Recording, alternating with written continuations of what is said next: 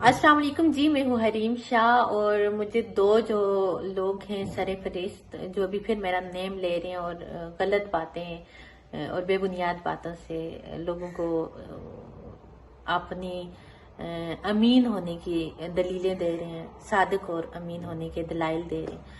और उनमें सरे फरिश्त जो हैं फारूक सत्तार साहब जो टिड्डे हैं और दूसरा फयाजुल हसन चौहान साहब।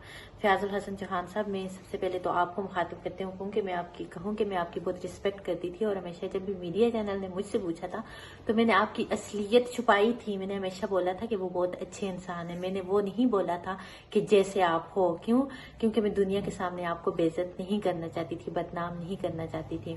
आपका ये जो कैरियर है इसको मैं खराब नहीं करना चाहती थी। वैसे तो मुझे पता है और अल्लाह को पता है और कि आप कितने कितने कितने गलीज इंसान हैं। और आप मीडिया PNN को इंटरव्यू देते हैं और कहते हैं कि मैं पब्लिसिटी स्टंट के साथ, और शुक्र है मेरे साथ शादी नहीं और इस पार्टी का नाम नहीं लिया, वरना मेरे ऊपर नाम आ जाता।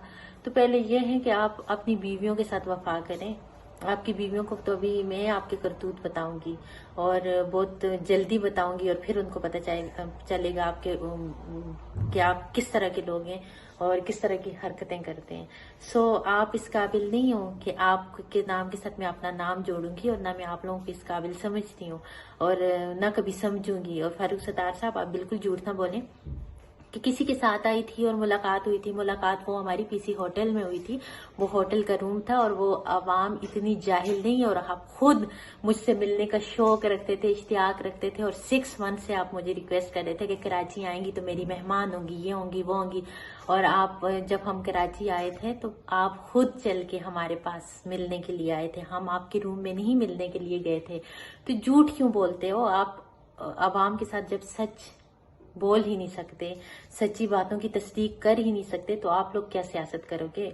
आप लोग क्या, ये मैं कहती हूँ कि पाकिस्तानी आवाम से मिलते जा करूंगी कि ऐसे लोगों को वोट देकर ऐसे लोगों का इंतखाब ना करें। ये झूठे और गलीज लोग हैं, ये सिर्फ और सिर्फ दूसरों को बदनाम करने के लिए। और फयाजुल हसन चौहान, नेक्स्ट टाइम मेरा नेम मत लेना। अगर अपनी जुबान से मेरा नेम लेके मुझे किसी भी तरह की कोई भी बात कहीं से भी मिली तो मैं सारी की सारी बातें इमरान खान को बता दूंगी और आपके वो छुपे करतूत भी बताऊंगी कि इमरान खान साहब आपको लात मार के PTI से की पार्टी से बाहर कर देंगे।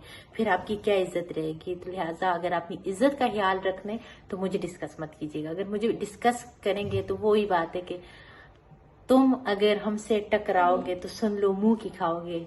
तो फारूक सत्तार साहब, आप भी झूठ बोलना बंद करें। आप ये मत कहें कि अचानक से आई, मेरे ऑफिस में आई, बाद में पता चला लोगों ने कहा हरीम शाह है, लोगों ने कहा ये है।